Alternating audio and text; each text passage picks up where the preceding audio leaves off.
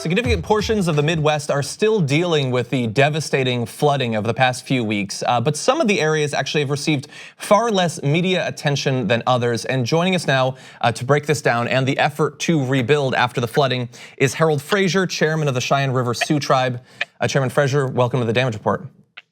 Yep, hello, I'm glad to be here. Thank you very much for joining us. And so for those who might not have seen in real time the damage that was done from the flooding in that region and to multiple reservations, including Pine Ridge, Cheyenne River, Rosebud, how bad was the damage?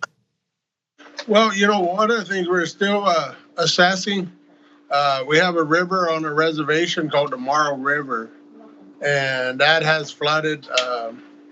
One of the things, so some of the areas that we're still not able to get to because of the water still there, we have shut down a bridge because there has been damage done to it, and it's one of our major BIA roads coming out of the community, Whitehorse.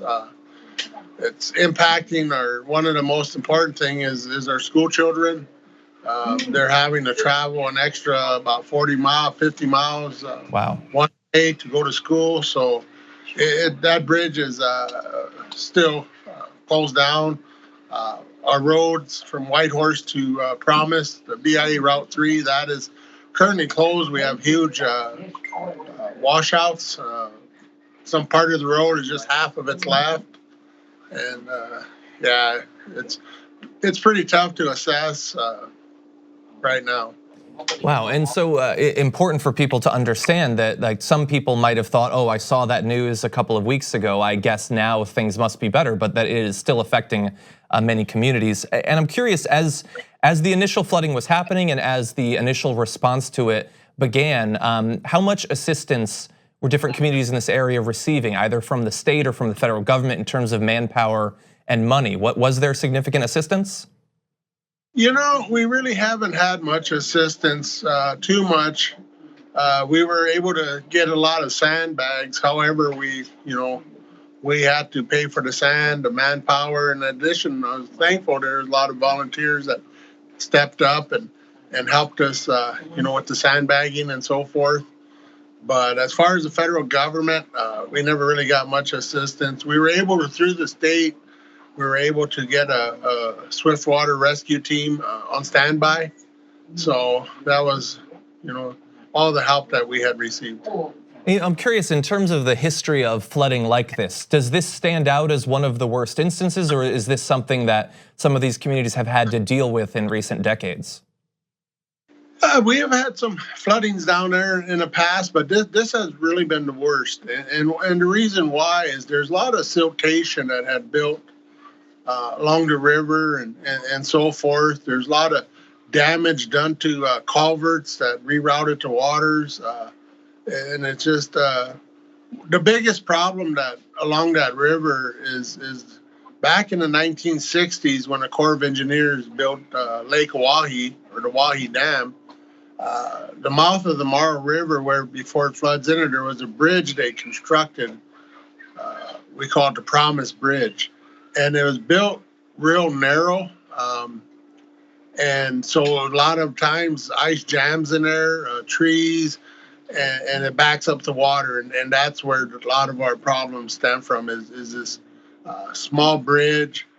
Also, too, there was a railroad line through that area, and they taken out the bridge, but they left the pillars, they left the grade, the berm, and it's really hard for that water to go down there swiftly. So that always backs up on that river. But just through the years that we have had flooding, that siltation really built up, and anymore it ain't gonna take much water coming down before we have major floods again. Wow. Sorry, continue. And one of the biggest challenges is repairing our roads. We only get 2.2 million a year to try to maintain about 1,500 miles of roads, and we had to shut down because of the river caving off and cutting into the roads. We have to shut a portion of the road off now, and they got a detour around. So when we get the road open, there will be a detour. Hopefully not too long. Hopefully we get the resources that we can to try to reroute the road. I mean, that's one of the biggest challenges.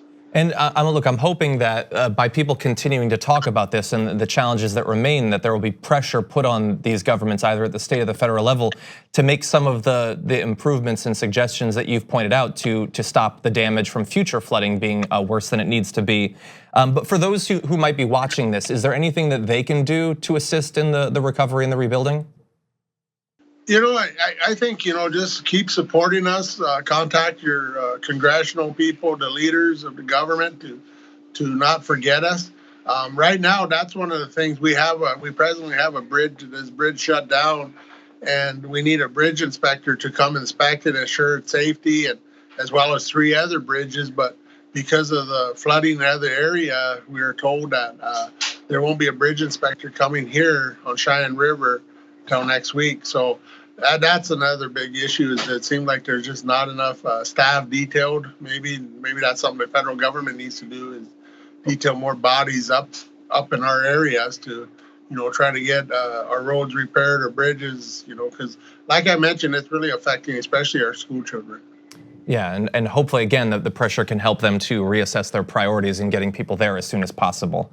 Well, Harold Frazier, chairman of the Cheyenne River Sioux Tribe, thank you for joining us on the show today. Yep, thank you for having me.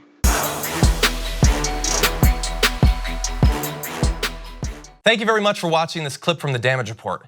If you liked it, don't forget to subscribe to this channel and ring the bell on YouTube to get notifications of our new videos. And of course, you can catch the full Damage Report live every weekday at 1 p.m. Eastern, 10 a.m. Pacific on TYT Network on YouTube TV.